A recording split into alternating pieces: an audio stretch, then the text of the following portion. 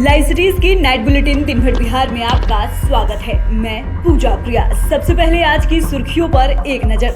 दिल्ली पहुंचे नीतीश कुमार, कहा सारे विपक्ष एकजुट हो जाए, बीजेपी की हार तय है। अमित शाह के बिहार दौरे को लेकर तेजस्वी यादव ने कहा हम लोग अलर्ट है। गिरिराज सिंह की फिसली जुबान, बोले मोदी सरकार आतंकियों का समर्थन करती है।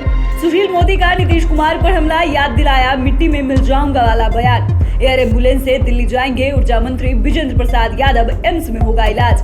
पूर्व मंत्री कार्तिकेय सिंह अब तक क्यों नहीं हुए गिरफ्तार, पटना एसएसपी ने बताई वजह।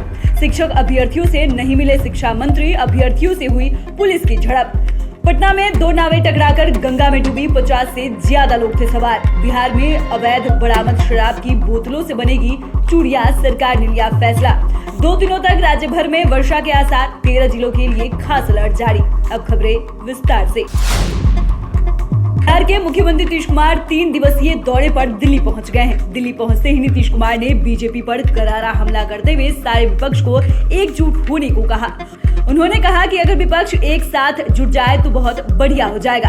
एकजुट होने पर आपस में विमर्श करके चुनाव करेंगे, हमारा कोई दावा नहीं है। अगर विपक्ष एक हो जाता है तो बीजेपी की सीटें अपने आप कम जाएगी। आपको बता दें कि नीतीश कुमार दिल्ली दौरे के दौरान राष्ट्रपति, उपराष्ट्रपति समेत विपक्षी नेताओं से मुलाकात करेंगे। दिल्ली जाने से पहले सीएम नीतीश कुमार ने आरजेडी सुप्रीमो लालू प्रसाद यादव से भी मुलाकात की। इस दौरान डिप्टी सीएम तेजस्वी यादव भी मौजूद रहे।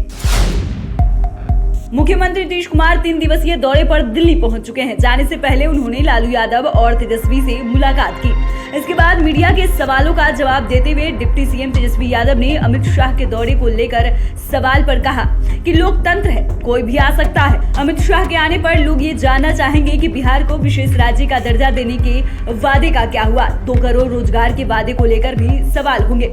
इसके साथ उन्हें ये बताना चाहिए कि लोगों को खाते में 15 लाख रुपए आए या नहीं। तेजस्वी यादव ने कहा कि हम लोग पूरी तरह सचेत हैं। महागठबंधन की सरकार उन्माद फैलाने की किसी तरह की कोशिश को बर्दाश्त नहीं करेगी। बिहार में महागठबंधन की सरकार बनते ही बीजेपी के नेता लगातार जदयू और आरजेडी पर हमलावर है। खासकर केंद्रीय मंत्री और बीजेपी के फायर ब्रांड नेता गिरिराज सिंह ने लगातार नीतीश सरकार पर हमला बोल रहे हैं। हालांकि महागठबंधन और दूसरी विपक्षी पार्टियों को घेरने वाले गिरिराज सिंह अब अपने बयानों से ही घिर गए हैं। केंद्रीय मंत्री ने बड़ा बयान देते हुए कहा कि केंद्र की मोदी सरकार आतंकियों का समर्थन करती है, यहाँ तक कि मोदी सेना को गाली भी देते हैं। गिरिराज सिंह के इस बयान पर आरजेडी ने पलटवार किया है। आरजेडी के प्रवक्ता ने कहा कि आखिरकार सच जुबान पर आ ही जाता है। राज्य के पूर्व उप मुख्यमंत्री व राज्यसभा सदस्य सुशील कुमार मोदी ने कहा कि जिसे जितना भी प्रयास करना है कर ले, प्रधानमंत्री नरेंद्र मोदी का मुकाबला नहीं कर सकता। उन्होंने नीतीश कुमार पर हमलावर होते हुए कहा कि नीतीश कुमार जिस मिशन में लगे हैं कि विपक्ष को एकजुट करेंगे और भाजपा को अपदस्थ कर देंगे, तो ऐसा कभी नहीं होगा। उन्होंने कहा कि मिशन में केसीआर फेल कर गए, शरद पवार फेल कर गए, ममता बनर्जी फेल कर गई, नीतीश जी आपका भी फेल होना आवश्यक है। सुशील मोदी ने कहा कि जिस वक्त नीतीश कुमार भाजपा से अलग हुए तो कहा था कि मिट्टी में मिल जाऊंगा पर भाजपा में नहीं जाऊंगा। संघ और भाजपा मुक्ति का संकल्प भी लिया, फिर 3 साल बाद क्यों हाथ मिला लिया। बिहार के ऊर्जा मंत्री विजेंद्र प्रसाद यादव को बेहतर इलाज के लिए दिल्ली एम्स में भर्ती कराया जाएगा।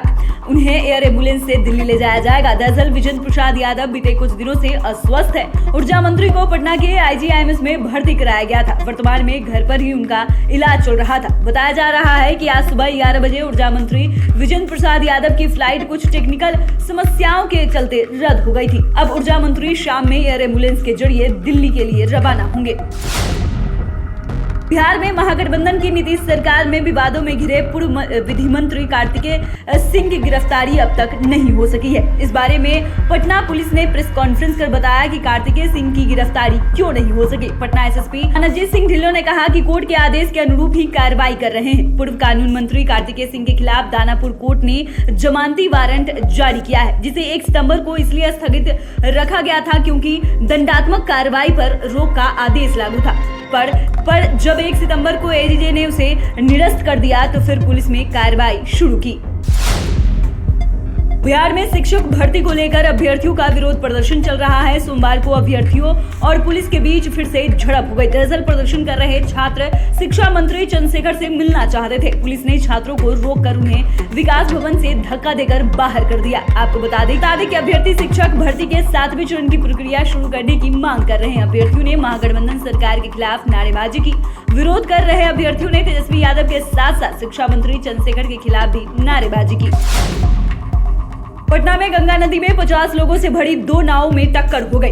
इससे दोनों नाव नदी में पलट गई और इसमें सवार लोग नदी में गिर गए। हालांकि इसमें से ज्यादातर लोगों को नदी से निकाला जा चुका है। वहीं 8 से 10 लोग अभी भी लापता है। एसडीआरएफ की टीम उनकी तलाश में लगी हुई है। हादसे वाली जगह से 3 किलोमीटर के दायरे में लापता लोगों की तलाश की जा रही है। माना जा रहा है कि गंगा के तेज बहाव के चलते दोनों नाव का बैलेंस बिगड़ जाने से ये हादसा हुआ।